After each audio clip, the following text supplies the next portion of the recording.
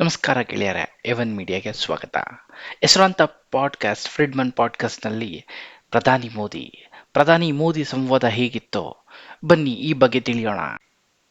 ಈ ಹೆಸರಾಂತ ಪಾಡ್ಕಾಸ್ಟ್ನಲ್ಲಿ ಇದುವರೆಗೂ ಅತಿಥಿಗಳಾಗಿ Donald Trump, Zelensky, Elon Musk, Jeff Bezos, meta CEO mark Zuckerberg ಎಲ್ಲ ಬಂದು ತಮ್ಮ ಅಭಿಪ್ರಾಯಗಳನ್ನು ತಿಳಿಸಿದ್ದಾರೆ. ಹಾಗಾದರೆ ಬನ್ನಿ ನಮ್ಮ ಹೆಮ್ಮೆಯ ಪ್ರಧಾನಿ ನರೇಂದ್ರ ಮೋದಿಯವರು ಈ ಒಂದು ಪ್ರಖ್ಯಾತ ಪಾಡ್ಕಾಸ್ಟ್ನಲ್ಲಿ ಏನೆಲ್ಲ ವಿಚಾರಗಳನ್ನು ಹಂಚಿಕೊಂಡಿದ್ದಾರೆ ಎಂದು ತಿಳಿಯೋಣ.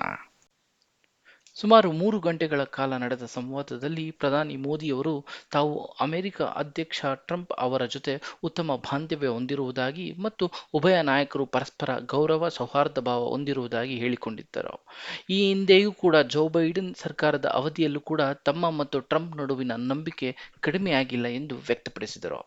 ನಿಮಗೆ ಟ್ರಂಪ್ ಅವರಲ್ಲಿ ಇಷ್ಟವಾಗುವ ಗುಣ ಯಾವುದು ಎಂದು ಪಾಡ್ಕಾಸ್ಟರ್ ಕೇಳಿದಾಗ ಅವರು ಮೊದಲ ಅವಧಿಗೆ ಅಮೆರಿಕ ಅಧ್ಯಕ್ಷರಾಗಿದ್ದ ಉಸ್ಟೈನ್ನಲ್ಲಿ ಹೌಡಿ ಮೋದಿ ಎಂಬ ಕಾರ್ಯಕ್ರಮ ಮಾಡಿದ್ದರು. ಆಗ ತಮ್ಮ ಭದ್ರತಾ ಶಿಷ್ಟಾಚಾರವನ್ನು ಮರೆತು ನನ್ನ ಜೊತೆ ಸ್ಟೇಡಿಯಂ ಸುತ್ತ ನನ್ನ ಕೈ ಹಿಡಿದು ಸಾಗಿದರು. ಅವರ ಧೈರ್ಯ ಮತ್ತು ನನ್ನ ಮೇಲೆ ಇಟ್ಟ ನಂಬಿಕೆ ವಿಶ್ವಾಸಕ್ಕೆ ಕಂಡು ಪ್ರಧಾನಿ ಮೋದಿ ಅಚ್ಚರಿಪಟ್ಟರು.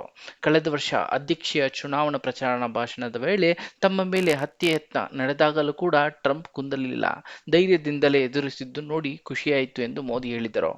ಟ್ರಂಪ್ ಅವರು ಅಮೆರಿಕ ಮೊದಲು ಎಂಬ ತತ್ವದ ಮೇಲೆ ನಂಬಿಕೆ ಇಟ್ಟಿದ್ದಾರೆ.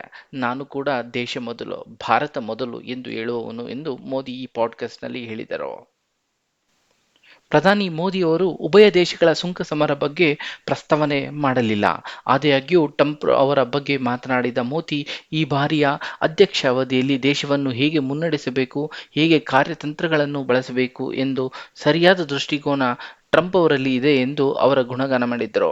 ಆದಾಗ್ಯೂ ಪ್ರಧಾನಮಂತ್ರಿ ನರೇಂದ್ರ ಮೋದಿಯವರು ಮಹಾತ್ಮ ಗಾಂಧಿಯವರ ಪರಂಪರೆಯನ್ನು ಶ್ಲಾಘಿಸಿದರು, ತಮ್ಮನ್ನು ಶಾಂತಿಪ್ರಿಯ ಎಂದು ಬಣ್ಣಿಸಿಕೊಂಡರು. ರಷ್ಯಾ ಮತ್ತು ಉಕ್ರೇನ್ ನಾಯಕರ ಮಾತುಕತೆ ಮೂಲಕ ಯುದ್ಧ ಸಮಸ್ಯೆ ಬಗ್ಗೆ ಬಗೆಹರಿಸಿಕೊಳ್ಳಬೇಕು ಎಂದು ಒತ್ತಾಯ ಮಾಡಿದರು. ನಮ್ಮ ವಿಶ್ವ ನಾಯಕ ಈ ರೀತಿಯ ವಿಶ್ವ ಪ್ರಸಿದ್ಧ ಪಾಡ್ಕಾಸ್ಟ್ಗಳಲ್ಲಿ ಭಾಗಿಯಾಗಿ ವಿಶ್ವದ ಸರ್ವ ಜನರನ್ನು ತಲುಪುವ ಮತ್ತು ವಿಶ್ವ ಶಾಂತಿಗೆ ತನ್ನದೇ ರೀತಿಯಲ್ಲಿ ಕೊಡುಗೆ ನೀಡುವಲ್ಲಿ ಮಹತ್ತರ ಹೆಜ್ಜೆಯನ್ನು ಮುಂದಿಡುತ್ತಿದ್ದಾರೆ. ಬನ್ನಿ ನಮ್ಮ ಪ್ರಧಾನಮಂತ್ರಿಗೆ ವಿಶ್ವ ಶುಭಾಶಯಗಳನ್ನು ಹೇಳೋಣ. ನಿಮ್ಮೆಲ್ಲರ ಪ್ರೋತ್ಸಾಹ, ಲೈಕ್, ಸಬ್ಸ್ಕ್ರೈಬ್ ಮತ್ತು ಶೇರ್ ಮಾಡುವಲ್ಲಿ ಇರಲಿ. ಧನ್ಯವಾದ.